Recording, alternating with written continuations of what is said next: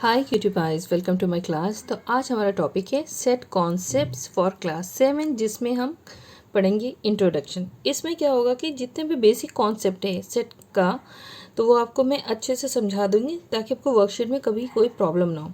तो उसका पूरा जो निचोड़ है कहेंगे इस चैप्टर के, इसमें आप समझ लेंगे। बहुत ही सिंपल है और बहुत ही ईजी भी है। मैं आपको समझाती हूँ बहुत आसानी से कि देखिए, जैसे सेट कॉन्सेप्ट है तो सेट का मतलब क्या है। जैसे कि आपकी बुक्स में डेफिनेशंस होगी, a set is a collection of well defined objects, things और सिंबल एक्सेट्रा। मतलब क्या है, एक सेट है जो कलेक्शन है वेल डिफाइंड ऑब्जेक्ट का और थिंग्स का और सिंबल्स का। मतलब वेल डिफाइंड का यहाँ पे मतलब हुआ कि जिसे मतलब सही तरीके से बताया गया हो। ऐसा नहीं कि रैंडमली कुछ भी बोल दिया गया हो। कि देखिए कि जैसे कि कुछ गर्ल्स हैं, फॉर एग्जांपल मैं बता रही हूँ कि अब वो जो 7th क्लास की गर्ल्स हैं उनमें कितनी लंबी लड़कियां हैं। तो आप कहें कितनी लंबी लड़कियां हैं, या तो 2 भी हैं, 3 भी हैं, 5 भी हैं, 10 भी हैं। मतलब इस तरह से सोचें। लेकिन ये डिफाइन नहीं करा कि एक मेजरमेंट की हाइट की हो, या फिर अगर ऐसे बताया जाए कि प्रीति से जितनी भी लंबी लड़कियां हैं, एक लड़की है वो भी 7th क्लास में, उसका नाम प्रीति है। प्रीति से जितनी भी हाइट ज़्यादा होगी, जिनकी उन लड़कियों के आप नाम बताएंगे, लिस्ट बनाएं, तो आपको ये चीज़ क्लियर हो जाती है। ठीक है, तो ये हो गया मतलब वेल डिफाइंड। मतलब ऐसे नहीं रैंडमली आपने कुछ भी बोल दिया हो कि जाओ जाके बहुत सारे बॉल्स ले आओ। ठीक है, जाके आप पीटी जो पीरियड होता है आप पे, उसमें सबकी बॉल्स ले आओ। किसकी किसकी बॉल्स लानी, कौन सी बॉल्स लानी, नहीं। अगर यहाँ पे बात हो रही है बास्केट बॉल्स आप ले आए जितनी भी वहाँ हैं, तो वो समझ में आती है। या फिर ये बताया जाए 4-5 बॉल्स आप ले आए रैंडमली, तब भी समझ में आती है। तो एक डिफाइंड कुछ भी चीज़ होनी चाहिए, तो वो क्या हो जाता है, उसका कलेक्शन और सेट, उसी को हम सही से लिख सकते हैं। ठीक है, अब आता है element of set. So element of set मैं बताना चाहती हूँ क्या होता है। देखिए, सेट हो गया। अब एलिमेंट ऑफ सेट क्या होता है। एलिमेंट सेट होता है जिसमें थिंग्स और सिंबल को भी ऑब्जेक्ट है, उसे हम पहले तो एलिमेंट या मेंबर कहेंगे उस सेट का। तो वो जो सेट होता है वो कैसे लिखते हैं हम, जैसे कि कैपिटल लेटर कोई भी, जैसे लिख लिया ए इज इक्वल टू, ठीक है, इक्वल करते हैं। फिर हम यूज़ करते हैं ये ब्रेसेस वाले ब्रैकेट्स। अब जैसे मान लीजिए यहाँ पे लिखेंगे 1, फिर कॉमा लगाएंगे, 2,3,4, फिर इतने एलिमेंट्स हैं इन। और ये ब्रेसेस जो होंगे, ये करली ब्रैकेट या फिर ब्रेसेस भी बोल सकते हैं, तो इनको करली ब्रैकेट से क्लोज करना है। और जो भी ये नंबर्स हैं या फिर सिंबल्स हैं अंदर, वो यूज़ करने के बाद कॉमा ज़रूर लगाना है।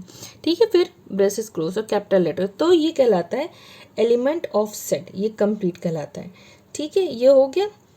अब आता है यूज़ ऑफ सिंबल्स। कैसे यूज़ है, यूज़ ऑफ सिंबल किसका। देखिए, एक होता है यूज़ ऑफ सिंबल। देखिए, एक तो ये है ऐसे, और दूसरा सिंबल है देखिए ये वाला। ठीक है, तो ये इसका मतलब क्या स्टैंड करता है, ये आपका इसमें यूज़ होगा। ठीक है, तो इसको, तो ये जो सिंबल है stands for this, stands for belongs to, मतलब बिलोंग्स टू कह लेंगे, ये कह लेंगे एन एलिमेंट ऑफ कह सकते हैं, या मेंबर ऑफ। ठीक है, इसको कहलाते हैं मेंबर है, एलिमेंट है, या इट बिलोंग्स टू दिस। ठीक है, अब इसी तरह से ये वाला, और इस पर नॉट का मतलब ये ऐसे करके, ये मैंने बड़ा बनाया है तो समझाने के लिए। तो ये stand for, this symbol stand for does not belong to, does not belong to. ये लिखना नहीं, मैं इसलिए बता रही हूँ आप, ताकि आपको याद रहे। और not an element, not an element, और is not the member of, is not the member of। ठीक है, इस पे मतलब ये है कि इस बिलोंग्स टू, इस डज नॉट बिलोंग्स टू। ठीक है, इसका सिंबल का मतलब पता चल गया। अब क्या, वो सेट को हम किस तरह से और भी लिख सकते हैं। जैसे कि सेट है, मैंने एक सेट, चलिए मैं लिख देती हूँ। जैसे y है, सेट कैपिटल Y है, ये इक्वल टू, अब इसमें हमने दिया है, ये जो है एलिमेंट्स हैं 3, 6, 8, 13। ठीक है, 18 कर लेते हैं। तो ये क्या है, तो इसको इस किस तरह से लिखेंगे, आप लिखेंगे 3 है जहाँ पे 3 बिलोंग्स टू y। अब समझ गए। अब क्या होगा 5 does not belongs to y, मतलब 3 एलिमेंट है 3 is the element of y and 5 is not the element of y, क्योंकि इसमें 5 नहीं है, 3 है तो 3 है। इस तरह से इसको लिखते हैं। बिलोंग्स टू किस तरह से रिप्रेजेंट करते हैं, आप समझ गए। एक और जो एलिमेंट होता है उसको जो है ऑर्डर में लिखने की ज़रूरत नहीं, जैसे ये क्या कहलाते हैं एलिमेंट्स या मेंबर, ठीक है।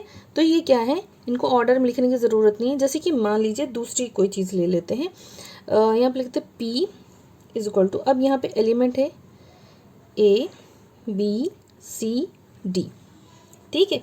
इसको हम और किस किस तरह से लिख सकते हैं, इस तरह से लिखते हैं B C D A भी लिख सकते हैं, ठीक है। और इसको हम ये भी लिख सकते हैं C B D और A, मतलब किसी भी ऑर्डर में लिख सकते हैं, लेकिन एलिमेंट है ना ये सारे ABCD ABCD ABCD, तो आगे पीछे हो सकता है, ऑर्डर में लिखने की ज़रूरत नहीं, इन एनी ऑर्डर हो सकता है। फर्स्ट ऑफ ये हो गया फर्स्ट।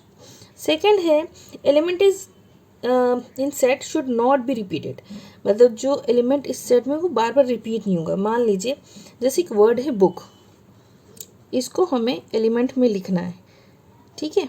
ये सेट में हमें लिखना है एलिमेंट्स को, इनके लेटर्स को BONK,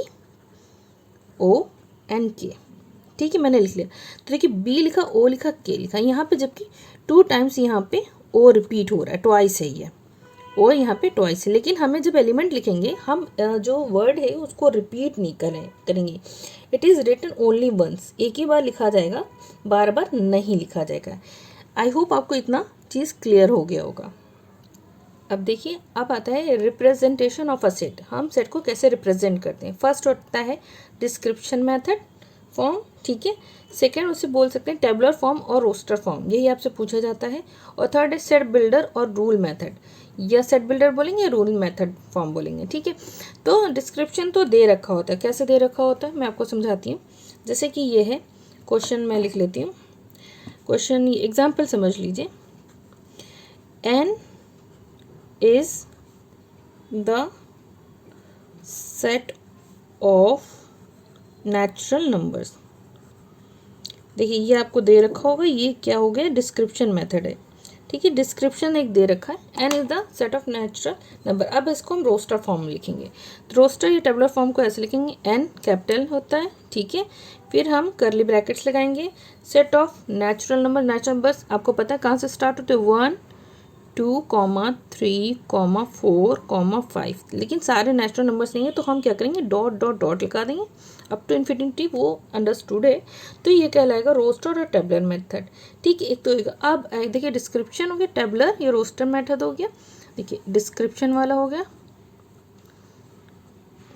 डिस्क्रिप्शन, ठीक है।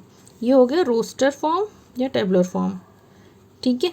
और अब आया थर्ड सेट बिल्डर और रूल फॉर्म, उसमें कैसे लिखते हैं, n is equal to curly bracket इसमें भी करेंगे, और x जैसे मैंने पहले भी बताया था, x is such that, x जो ये सिंबल है ना 2 डॉट, इसे बोलते हैं सच दैट, तो बोलने में हो जाता सच जाए, इज अ नेचुरल नंबर, यहाँ से उठाएंगे, इज अ नेचुरल, एक की बात करेंगे, ठीक है। Natural number, all natural number नहीं लिखेंगे, ठीक है। इसको एक तो इस तरह से भी लिख सकते हैं, और वेरी शॉर्ट करके, मतलब और भी इसको शॉर्ट करके, जैसे मैंने बिलोंग्स टू वाला बताया था, n belongs to x such that x, ठीक है। ये हो गया बिलोंग्स टू नेचुरल नंबर्स, या the set of x such that x is a natural number, इसको ऐसे बोलिए belongs to a natural number, element of natural number, इस तरह से हो गया। तो ये क्या हो गया, ये सेट बिल्डर फॉर्म हो गया, इसको ब्लैक से लिख दें, ये कहलाया सेट बिल्डर, ठीक है। और ये भी है सेट बिल्डर, ये इसलिए बताया कि पहले आप इस तरह से लिख चुके हैं, अब इसको आप इस तरह से और अच्छे से करके मॉडिफाई करके लिख सकते हैं बहुत ही आसानी से। इस तरह से हम एक और एग्जांपल लेते हैं और समझते हैं कि किस तरह से इनको सॉल्व करते हैं, ठीक है। तो हम एक एग्जांपल ले लेते हैं, जैसे कि Z is the set of integers। ठीक है, इंटीजर्स हो गए, इंटीजर्स आप जानते हैं। ये तो पहले हो गया डिस्क्रिप्शन दे रखा है, ठीक है, ये डिस्क्रिप्शन दे रखा है, हमेशा ध्यान रखिएगा, हमेशा जो बताया जाता है डिस्क्रिप्शन। अब हमें लिखेंगे z, पहले हम रोस्टर फॉर्म में लिखते हैं या tabular form, is equal to, तो ये z है सेट ऑफ इंटीजर्स, हमने करली ब्रैकेट खोला, इंटीजर्स कहाँ से शुरू होते हैं आपको पता है, 0, यहाँ पे 1, -2, -3, यहाँ से -1, -2, -3 और dash dot dot dot dot dot dot, 3 dot इधर 3 डॉट इधर, थोड़ा सा स्पेस कम होगा लेकिन लिखेंगे ऐसे। तो ये क्या कहलाया, ये कहलाया टेबुलर फॉर्म। ठीक है, अब इसी को हम क्या करेंगे, किस फॉर्म में लिखेंगे, हम सेट बिल्डर फॉर्म में लिखेंगे। तो विच इज इक्वल टू, हम ऐसे लिखेंगे curly bracket x such that x, ठीक है, x such that x belongs to integers z, मतलब इसको रिप्रेजेंट करता है z को। तो ये हमारा क्या हो गया, सेट बिल्डर फॉर्म, ये रूल मेथड। ठीक है, हो गया इतना क्लियर। ठीक है, चलिए आई होप आपको इतना समझ में आया होगा। अब एक और सा करते हैं हम लोग, और उसमें कुछ और डिफरेंट सा लेते हैं। अब हमें जैसे दे रखा हो सेट, एक करके दिखाती हूँ मैं एग्जाम्पल, देखिए क्वेश्चन लिख लेती हूँ, set A is equal to 1 3 5 7 9 dash इन सेट बिल्डर में हमें बनाना है।